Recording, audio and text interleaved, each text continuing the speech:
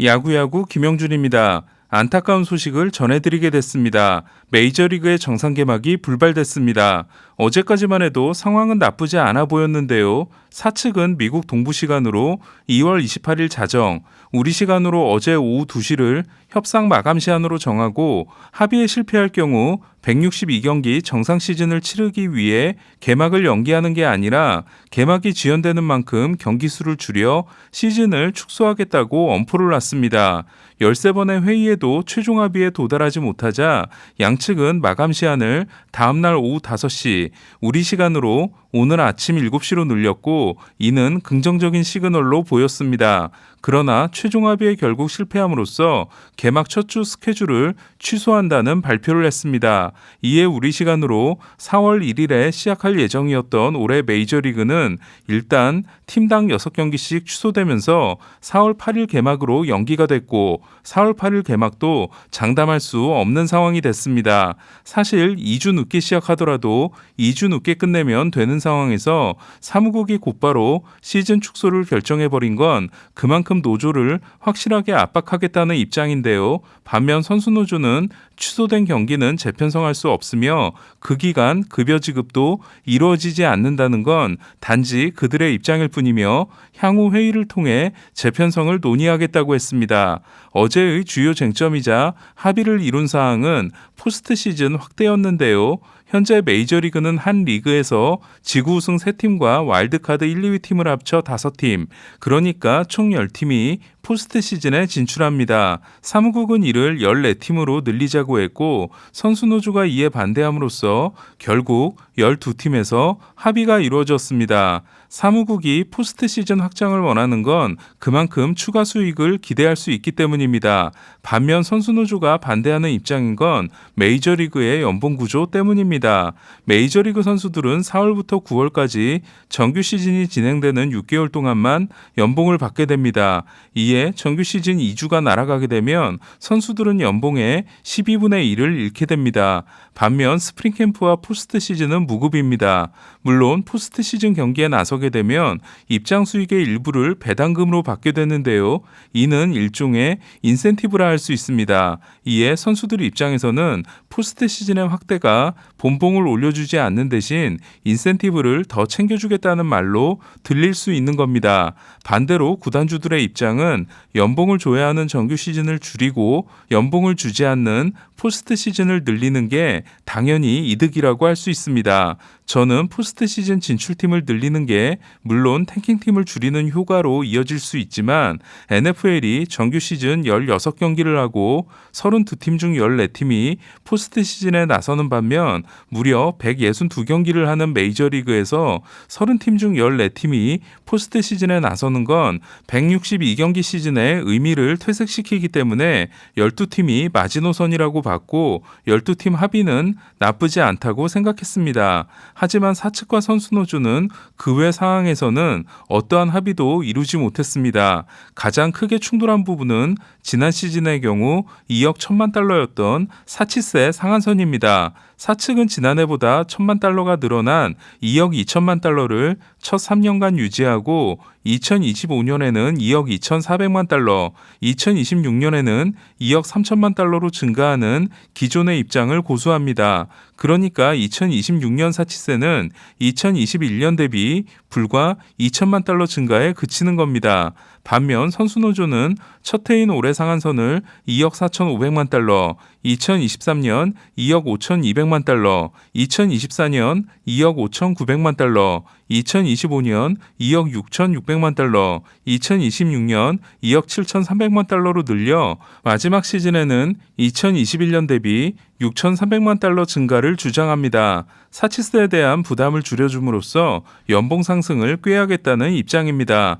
이에 양측의 차이를 보면 올해는 3,100만 달러, 내년은 3,800만 달러, 2024년은 4,300만 달러, 2025년은 4,800만 달러, 2026년은 5,100만 달러로 정말 엄청난 차이를 보이고 있는 겁니다. 선수노조로서는 서비스 타임의 조정과 슈퍼투의 확대를 포기했기 때문에 사치세 상한선만큼은 양보할 수 없다는 입장인데요. 그러나 구단주 측은 이뿐 아니라 최저연봉, 연봉 조정 신청 미자격 선수들에게 주는 보너스 등에서도 대단히 강경한 입장입니다. 답답한 건 지난해 12월 2일에 직장 폐쇄가 일어난 후 지금까지 뭐하고 있다가 이런 일이 일어났냐는 건데요. 저는 구단주들이 선수들을 궁지로 몰아넣기 위해 고의적인 시간 끌기를 했으며 한 시즌을 날릴 수도 있다는 강수를 통해 이참에 세계에서 가장 강력하다는 메이저리그 선수 노조를 무력화시키겠다는 각오인 것 같습니다. 실제로 시즌이 열리지 않게 될 경우 다저스와 양키스만큼 손해가 크지 않은 중소구단의 구단주들이 더 강경한 입장인 것으로 알려지고 있습니다. 이번 일은 막을 수 없었던 걸까요? 지금부터는 이번 사태가 일어난 근본적인 이유이자 제가 이번에는 구단주들이 양보해야 한다고 생각했던 이유를 설명드리겠습니다. 1976년 FA 제도가 도입된 이후 메이저리그는 선수 연봉이 가파른 상승 곡선을 그리고 있습니다. 놀란 라이언이 1980년 휴스턴에 입단하면서 연봉 100만 달러의 벽을 깼고 1997년 앨버트 벨이 1000만 달러, 1999년 케빈 브라우가 1500만 달러, 2001년 에이로드가 2000만 달러를 돌파합니다. 하지만 지금은 3000만 달러 이상만 13명이며 맥스 슈어저는 4000만 달러를 돌파했습니다. 지금 보시는 표는 미국의 가계소득 대비 메이저리그 선수들의 평균 연봉을 나타낸 건데요. 1967년의 경우 메이저리거 평균 연봉이 평균 가계소득의 2.4배에 불과했지만 2002년에는 40배를 돌파하게 되고 2014년에는 50배까지 갔다가 2017년을 기준으로 47.5배인 걸 알 수 있습니다.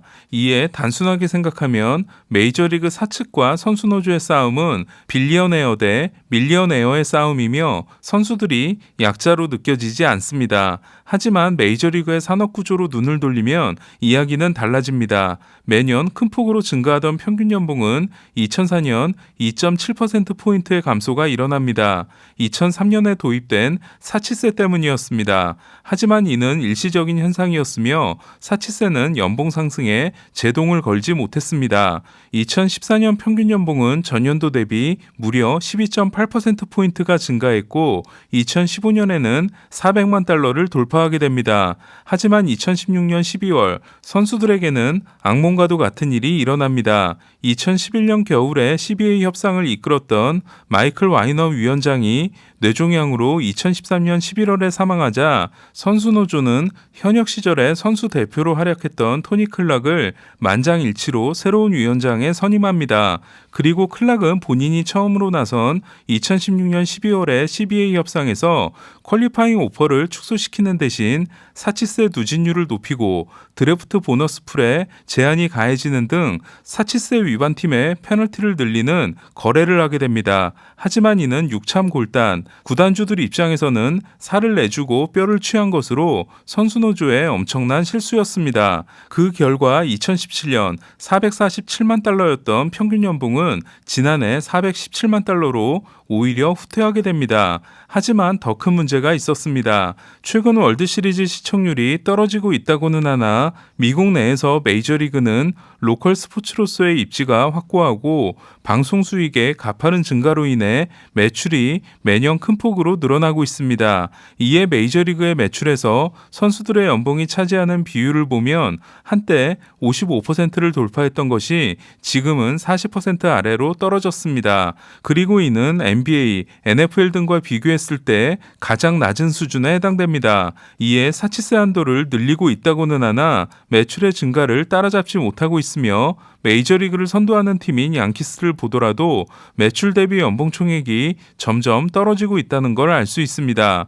다른 경쟁 스포츠들과 비교해봐도 NFL은 셀러리 캡이 지난 10년 사이 56.6%, NBA는 91.5%포인트의 증가가 일어난 반면 메이저리그는 사측의 안대로 한다면 같은 기간 16.4% 증가에 그치며 이번 CBA가 끝나는 2026년에도 2011년과 비교했을 때 21.7% 증가에 그치게 됩니다. 물론 구단주들도 할 말이 있습니다. 워낙 많은 인력을 긴 시간 동안 운용해야 하는 메이저리그는 매출 대비 수익이 다른 스포츠들에 비해 크게 적은 데다 코로나에 직격탄을 맞았기 때문에 구단 재정이 크게 나빠졌다는 겁니다. 물론 이는 거짓말이 아닙니다. 하지만 구단주들이 숨기고 있는 건 지금 표에서 확인하실 수 있는 것처럼 그와 별개로 구단의 프랜차이즈 가치가 가파르게 상승하고 있다는 겁니다. 포브스에 따르면 1998년 메이저리그 30개 구단의 가치는 모두 합쳐 50억 달러였습니다. 반면 지난해는 573억 달러였습니다. 그러니까 10배도 넘게 증가한 겁니다. 1998년 메이저리그 선수들은 평균 연봉이 140만 달러였습니다. 하지만 지난해 평균 연봉은 417만 달러로 3배 정도 증가에 그쳤습니다. 지난해 월드시리즈 우승팀인 애틀란타는 1억 5천만 달러의 연봉 총액을 썼고 2천만 달러 정도 수익을 낸 것으로 알려지고 있습니다. 지난해 프리먼의 연봉이 2,200만 달러였으니까 프리먼이 애틀란타 구단보다 돈을 더 많이 번 겁니다. 하지만 애틀란타는 다른 구단들과 마찬가지로 구단 가치가 매년 큰 폭으로 오르고 있습니다. 이에 2007년 5월 애틀란타 구단을 4억 6천만 달러에 샀던 리버티 그룹은 포브스가 매긴 대로 18억 7,500만 달러에 팔면 지금 당장 14억 달러를 벌 수 있는 겁니다.